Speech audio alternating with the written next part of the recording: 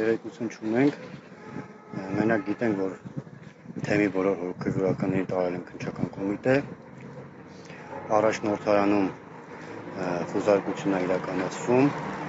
Աշտարակի Սուրբ Մարինե եկեղեցին փակա առավոտվանից,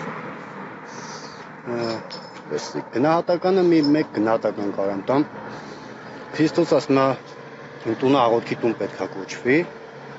ու մենք Աշտարակի ժողովուրդը ու քրիստոնյաներս մեր օրը սկսում ենք եկեղեցում աղոթք անելով, հա, ու այսօր առավոտյան փակ է եղել այս դռները, գնահատականս մեկն է, որ մեր բռնապետը հերթական անգամ հեգնում է Հայաստանում ապրող քրիստոնյաներին ու բոլոր հայ առաքելական եկեղեցու հոգևորականներին։ Ոչ մի հոգևորական հեռախոսին չի պատասխանում, անհասանելի են բոլորը։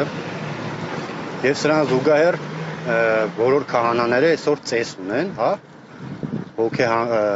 հոգարկավորության ծեսեր ունեն եւ բոլոր այդ հանգուցյալների,